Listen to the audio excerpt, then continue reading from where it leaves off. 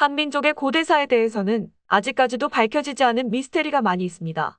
그 주된 이유는 기록들이 대부분 소실되면서 중국 문헌에 의존해야 하는 상황 때문입니다.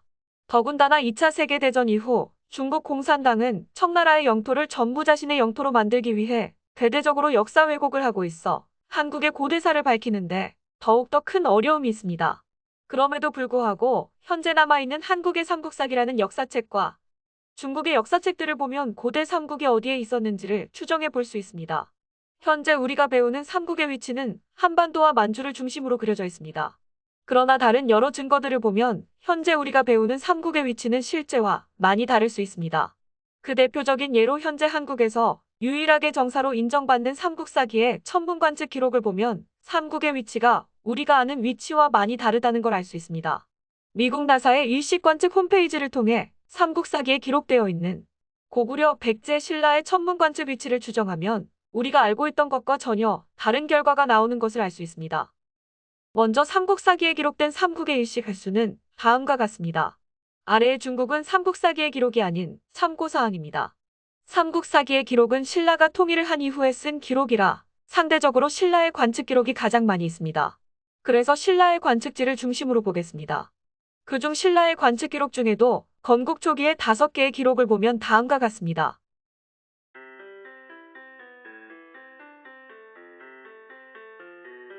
이 연도를 나사 프로그램을 통해 돌리면 초기 삼국의 천문관측 위치가 한반도가 아님을 발견할 수 있습니다. 삼국사기에 기록된 고구려 백제 신라의 일시 기록을 모두 종합해서 보면 고구려의 천문관측 지역은 바이칼 호수 근처, 백제는 북경 근처, 신라는 양자강 유역으로 나옵니다. 이건 어떻게 된 일일까요? 혹자는 이러한 결과물이 중국 역사서에서 베낀 것이라고 주장을 하는데 당시 중국 통일 왕조들의 중심지는 낙양이나 시안이었기 때문에 중국의 역사서에서 베꼈다는 것도 논리가 성립되지 않습니다. 왜냐하면 당시 중국인들은 주변 민족들을 동이, 서융, 남만, 북적이라고 부르며 옳게 취급을 했습니다. 따라서 삼국사기에 나오는 고구려 백제 신라의 천문관측 지역은 중국인의 영역 바깥이기 때문에 중국 역사랑은 무관한 지역입니다. 따라서 삼국이 독자적으로 천문을 관측해서 기록했다고 보는 것이 더 합당할 것입니다.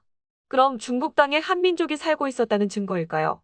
사마천의 사기에도 나오듯이 한민족의 조상, 즉 동이족은 원래 만주, 한반도뿐만 아니라 중국 동부지방에 살았습니다.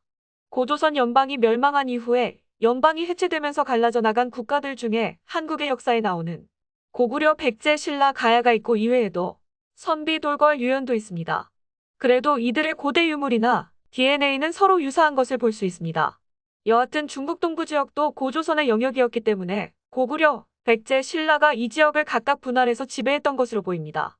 중국 역사서인 양서 백제족원 54열전 48에 의하면 성을 고마라고 부르고 읍은 담노라고 부르는데 백제에는 22개의 담노가 있다. 모든 종족의 자제들이 그것에 따라 나뉘어 살고 있다. 라고 기록되어 있습니다. 중국 측의 기록을 봐도 중국 동부지방에는 백제의 영토가 있었던 것으로 보입니다. 따라서 백제의 천문관측 지역이 북경 근처라고 나오는 것이 결코 허황되지 않을 수 있습니다. 또 다른 증거는 고구려와 백제가 멸망한 다음에 고구려와 백제의 유민들이 힘을 합쳐 당나라에 대항해 독립운동을 펼쳤는데 그때 그들이 활동한 지역이 중국 산동성입니다. 원래부터 동이족이 거주하고 활동했던 지역이니 그 지역에서 당나라에 대항해 싸울 때 그 지역 주민들이 따른 건 그들이 같은 민족이었기 때문이 아닐까요? 또한 신라가 삼국을 통일한 이후 무역거점으로 만들었다는 당나라 땅 안의 신라방과 신라소는 신라인들이 중국 땅에 이주한 것이 아니라 원래 고조선 때부터 동이족이 살던 영토였으니 삼국 통일 이후에도 신라의 영토였고 이 지역에서 당나라와의 교역이 있던 것이 아니었나 생각됩니다. 따라서 삼국사기에 나타나는 삼국의 천문관측 위치가 중국 동부 지역에 있는 것은 결코 조작된 것이 아닌 사실일 가능성이 있습니다. 그럼 고대 삼국의 영토는 어땠을까요? 고대 한민족은 농경민족이 아닌 유목민족이었습니다. 그래서 실크로드나 해상무역을 통해 물을 축적하고 국력을 키웠습니다. 그래서 고조선 시대 때부터 삼국시대에도 실크로드와 해상무역 루트를 개척하는데 국력을 쏟았습니다. 그래서 백제의 22담로처럼 주요 해성교역 지역에 담로를 건설하고 자국의 영토로 삼았었습니다. 이는 마치 대영 제국이 전 세계에 식민지를 건설했던 것과 유사합니다. 그래서 고대 삼국의 영토는 지금 우리가 보는 것처럼 한반도와 만주에 가지런히 있던 것이 아니라 한반도, 만주, 일본, 동남아시아 지역에 이들의 식민 국가들이 많이 있었습니다.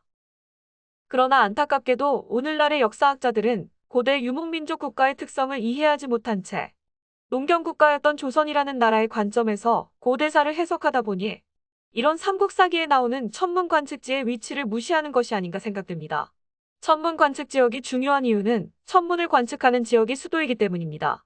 다시 대영제국을 예로 들면 대영제국은 전 세계 각 지역의 식민국가를 가지고 있어도 런던에 위치한 그리니치 천문대를 중심으로 시간을 정하고 행정 업무를 받습니다. 마찬가지로 고대 삼국들도 삼국사기 기록에 보이는 것처럼 중국 동부 혹은 북부 지역에 수도를 두고 그 지역을 중심으로 시간을 정하고 연호를 정하거나 하늘의 천재를 지냈습니다. 따라서 일식관측 기록은 매우 중요한 자료입니다. 고대 한국의 역사는 중국이나 일본의 식민지를 겪으면서 조작이나 왜곡이 되어서 영토가 축소되거나 역사의 길이가 축소당하는 수모를 겪었습니다만 천문관측 기록은 파괴되지 않고 남겨짐으로 인해서 우리의 잃어버린 역사를 찾을 수 있는 실마리를 가지게 되었습니다. 중국인과 일본인들도 설마 일식 관측 기록이 자신들의 역사 왜곡을 밝혀낼 것이라고는 상상도 못했을 겁니다. 현재 중국은 만주에 있던 고구려의 역사를 중국의 역사라고 주장하며 역사 왜곡 작업을 하고 있습니다. 그런데 최근에는 백제까지 중국의 역사라고 주장하며 집어넣고 있는 것은 중국 영토 안에서 발견되는 삼국의 유적과 유물을 더 이상 숨길 수는 없기 때문에 나타난 조치입니다. 세계 4대 문명으로 알려진 중국의 황하 문명은 한족이 건설한 것이 아닌 동이족이 건설했다는 것을 이미 중국 내부에서도 인정하는 분위기인데 만리장성 바깥에 있는 홍산 문명이 황하 문명을 건설한 모태 문명이었다는 것이 추가로 발견되면서 이제 중국은 북방 지역에 살았던 유목민족들까지 중국인이라고 주장하는 황당한 논리를 펼치고 있습니다. 오늘날 중국인들이 한복이나 김치를 중국의 것이라고 우기는 일은 최근에 처음 일어난 일이 아니라 이미 수천 년 동안 해왔던 왜곡입니다. 그러나 이제는 인터넷의 발달로 인해 중국인들의 이러한 역사 왜곡은 더 이상 성공할 수 없는 시대가 되었습니다. 한국에서도 하루빨리 중국 땅에 있는 한국의 고대 유적지와 문화재를 연구하고 보존하는데 관심을 가지는 날이 오기를 기원합니다.